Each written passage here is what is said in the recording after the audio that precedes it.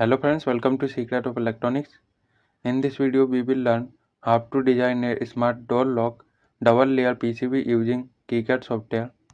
Open the KiCad software and create a new project. I am naming this project Smart Wi-Fi Door Lock. If you want to give any other name to the project, you can do so. After clicking OK, you will see two files. As we know, the first file is for the PCB layout and the second file is for the schematic. So open the schematic file by double clicking on it. We know that we need to connect an input socket to power the PCB. So we will use a DC jack. Open the symbol library and add a DC jack symbol. Then place it anywhere on the schematic sheet. After placing it, create a plus 12 volt net label and connect it to pin number 1 of the DC jack. Next, open the power symbol library and search for GND. Select it and place it close to the DC jack. After placing it, connect it with the second and third pins of the DC jack. We will use a 12 volt DC supply. So I am changing the value of the DC jack to DC 12 volt power. This setup is optional. If you do not change the value of the DC jack connector, it will not cause any issues. Since we are using a 12 volt solenoid lock, we need a 12 volt supply. However, we will use the Raspberry Pi Pico W board as the main controller, which runs on 5 volt. Therefore, we need a voltage regulator or a buck converter. We will use the LM2596 voltage regulator as a buck converter. Open the symbol library, search for LM2596, select it and place it on the schematic sheet. Now we need to connect the B-in pin of the regulator to the plus 12 volt line. So copy the plus 12 volt net label and place it near the B-in pin of the regulator. After placing it, connect it to the B-in pin. In KiCad, pin number 1 of the DC jack will automatically be connected to the B-in pin of the regulator through the plus 12 volt net label. According to the datasheet of the LM2596 voltage regulator, we can enable or disable the output voltage through pin number 5. You will notice a bar over the on text on this pin, which means it is active low. This means when we apply 0 volt ground to this pin, then the output voltage will be enabled and we will get plus 5 volt at the output of the regulator. On the other hand, if we connect this pin to a positive voltage, then the output will be disabled and we will not get plus 5 volt from the regulator. Copy the GND symbol and place it near the GND pin of the voltage regulator. Then connect it to the GND pin of the LM2596 regulator. Connect pin number 5 of the regulator to the GND symbol so that the output voltage remains enabled at all times. Now open the symbol library and add a polarized capacitor. After adding it, place it near the B-in pin of the voltage regulator. Connect the positive terminal of the capacitor to the B-in pin of the LM2596 voltage regulator and connect the negative terminal of the capacitor to the GND symbol. We will use a 470 microfarad 35 volt capacitor, so change its value to 470 microfarad 35 volt. Now according to the datasheet of the LM2596, we need to connect a Schottky diode at the output pin of the regulator in reverse bias configuration. So open the symbol library and search for the SS34 diode. After finding it, select it and place it near the output pin of the LM2596 voltage regulator IC.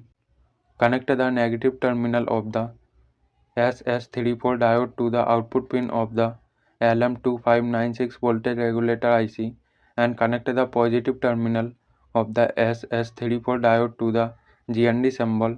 Next, we need to add a inductor at the output of the LM2596 regulator. So open the symbol library and search for inductor. After searching, you will see the symbol L.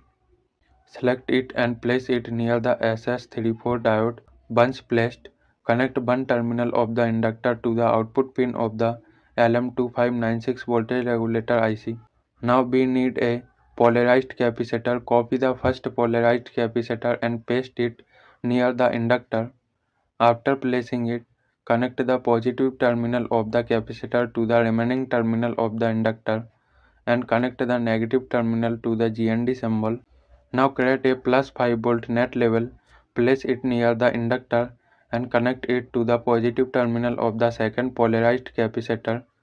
We will use a 68 microhenry inductor, so change the value of the inductor to 68 microhenry.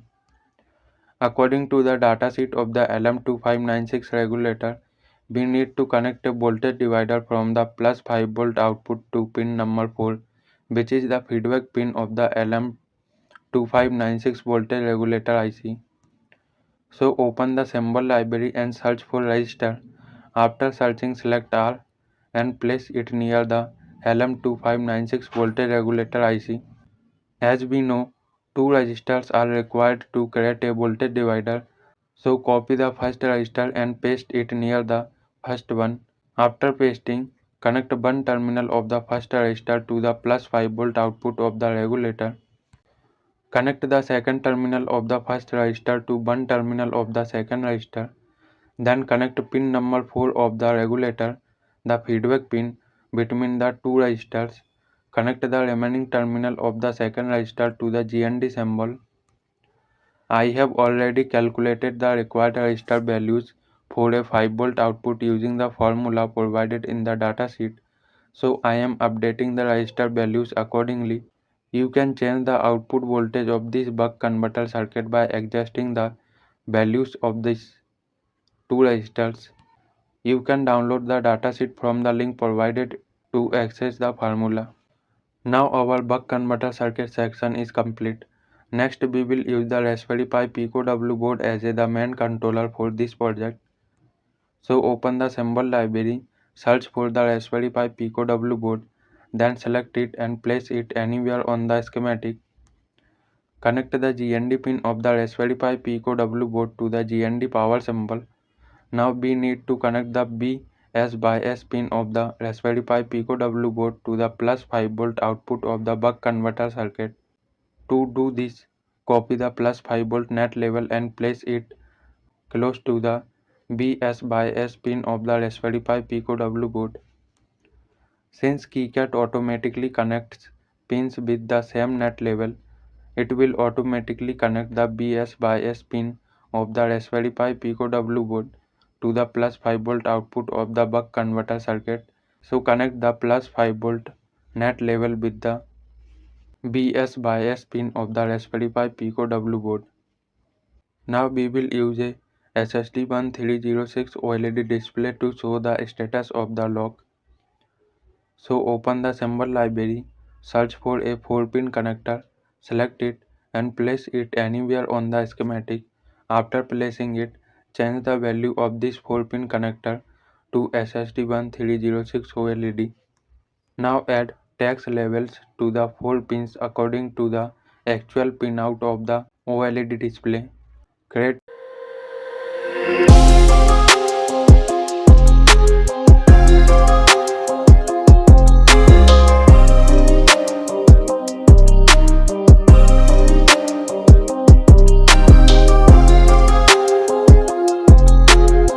a GPIO 0 net level and connect it to pin number 1 of the SSD1306 OLED connector. Then create a GPIO 1 net level and connect it to pin number 2 of the SSD1306 OLED display connector. Next, copy the plus 5 volt net level and paste it near pin number 3 of the SSD1306 OLED connector. After pasting, connect it to pin number 3. Finally, connect pin number 4 of the SSD1306 OLED display to the GND symbol. Now we need to create a 4x4 keypad using push buttons. Open the symbol library and search for push button. After searching, you will see SW_push. Select it and place it in a blank area of the schematic sheet. After placing it, copy and paste the push button to create the second one. Similarly, add more push buttons and arrange them according to the 4x4 keypad circuit layout.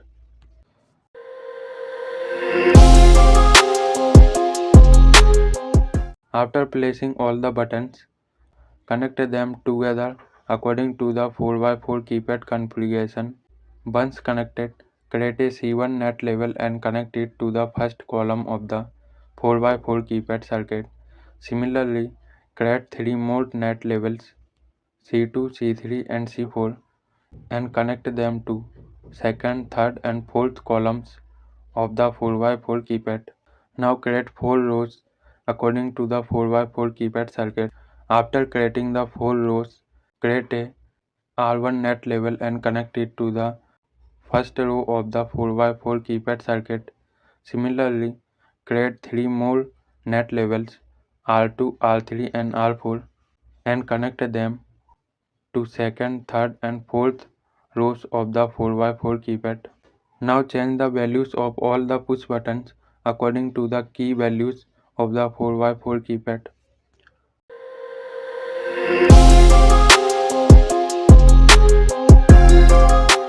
After updating the values, we need to connect all 4 row pins of the 4x4 keypad circuit to GPIO pins 2, 3, 4 and 5 of the Raspberry Pi Pico W board. So copy all 4 row net labels and place them near the corresponding GPIO pins on the Raspberry Pi Pico W board. After placing the net labels, connect each row net label to GPIO pins 2, 3, 4 and 5 respectively. Now we need to connect all 4 column pins of the 4x4 keypad to GPIO pins 6, 7, 8 and 9 of the Raspberry Pi Pico W board. So copy all 4 column net labels and place them near the corresponding GPIO pins on the Raspberry Pi Pico W board. After placing the net labels, connect them to GPIO pins 6, 7, 8 and 9 respectively. Now I am adjusting the position of all circuit sections to create more free space on the schematic sheet.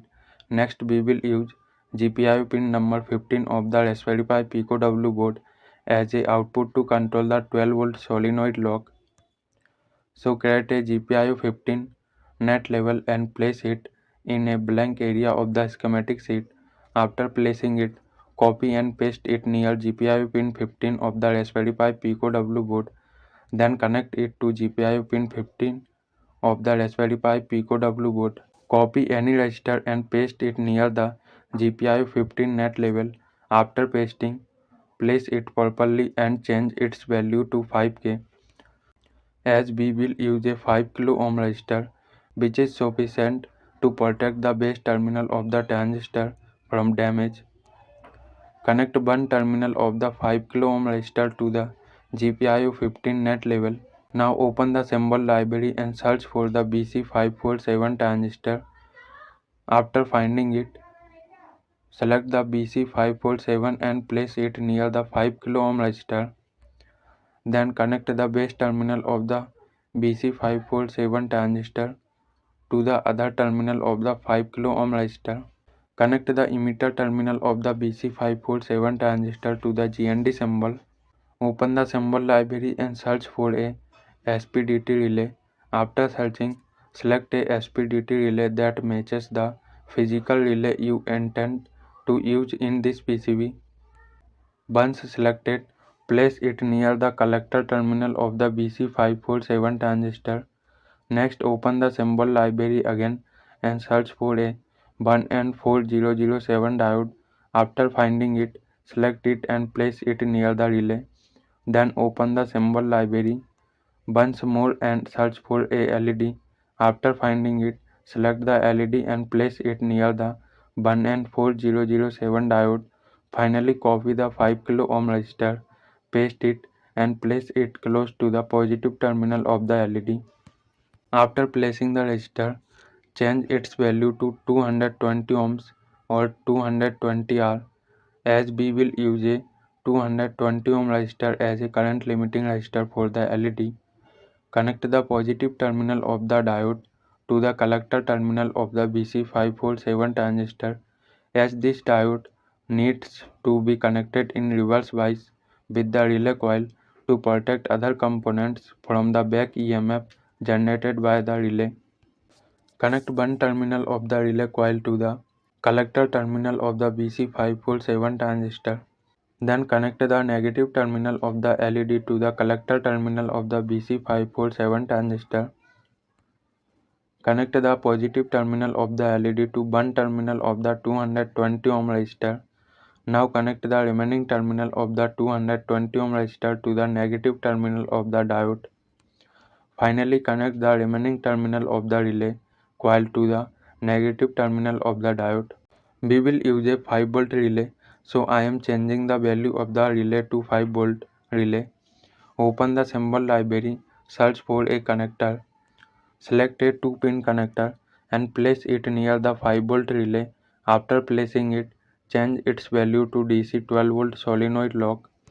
Connect the first pin of the solenoid lock connector to the normally open NO terminal of the 5 volt relay, and connect the second pin of the DC 12 volt solenoid lock to the GND symbol. Copy the plus 12 volt net level, paste it and place it near the common terminal of the 5 volt relay. After placing it, connect it to the common terminal of the relay. Now our schematic is complete.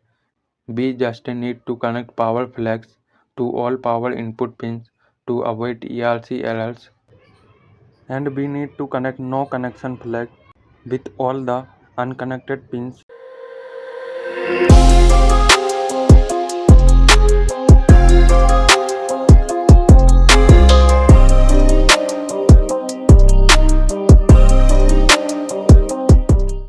Next, we need to assign footprints to all components. Select the DC jack and open the footprint library. After opening it, search for DC jack once found. Burial jack horizontal 3-pin DC jack footprint. Select it and click OK. Next, select the C1 capacitor and open the footprint library. Search for capacitor and under the THT capacitor footprints, select the radial capacitor footprint. After selecting it, click OK. Copy this footprint path, then select the C2 capacitor and paste the same footprint path into the footprint section of the C2 capacitor. After pasting, click OK. Next, select the R2 resistor and open the footprint library. Search for resistor and under the THT resistor section, select the horizontal resistor footprint. After selecting it, click OK. Copy this resistor footprint and after copying, click OK. Now paste the same resistor footprint in the footprint section of all resistors.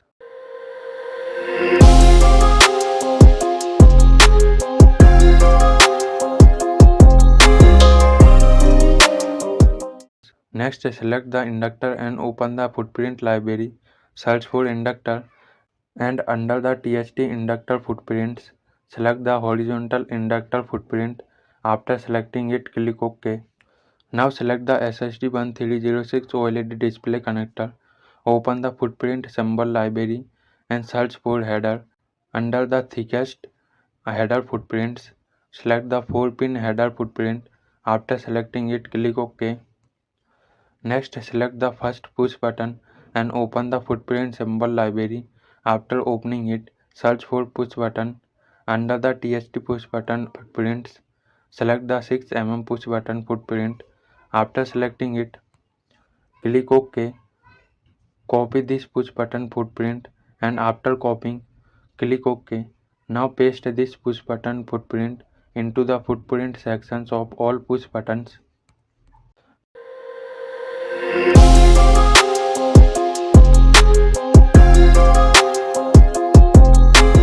Now select the LED and open the footprint library. Search for LED and select the 5 mm LED footprint under the THT LED footprints. Next, select the solenoid lock connector and open the footprint library. Search for terminal block and select the 2-pin terminal block footprint under the terminal block phonics category. After selecting it, click OK. Now close the schematic file and open the PCB file by double clicking on it.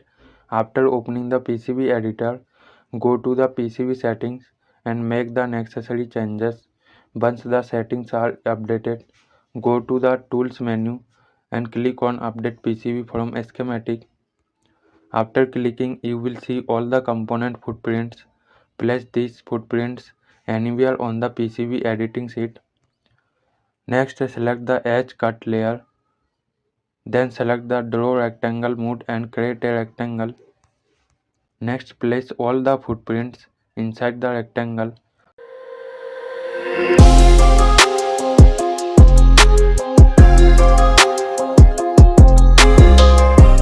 Move any footprint to the bottom side by right clicking on it and selecting the change side or flip option.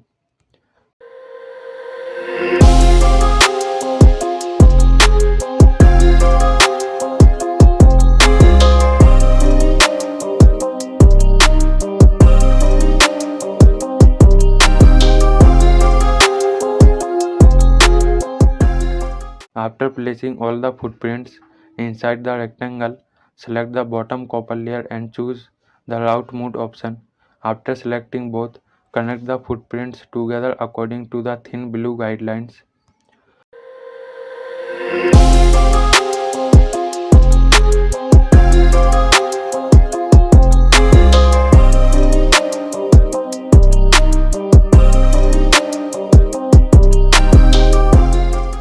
To add tracks on the front copper layer, select the front copper layer, then choose the route mode option and connect the footprints together following the thin blue guidelines.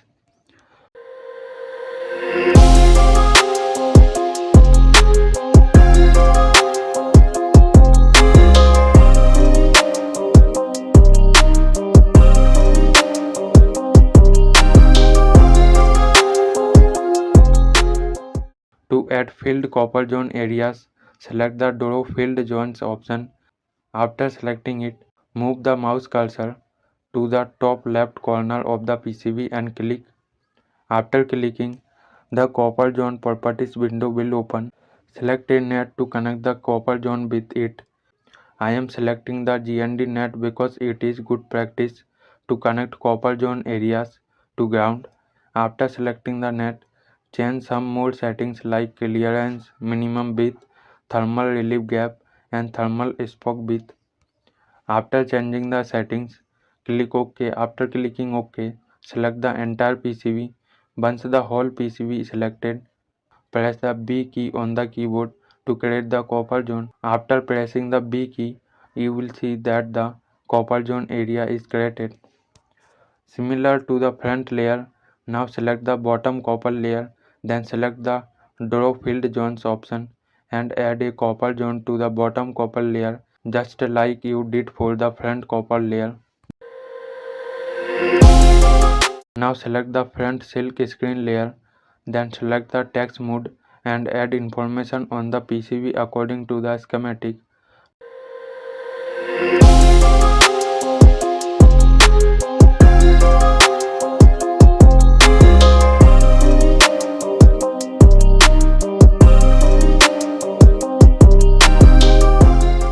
Now our PCB is ready.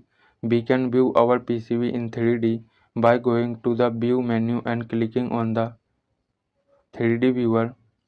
After clicking, you can see how our PCB will look after assembly. If you liked this video, then do not forget to subscribe to our YouTube channel.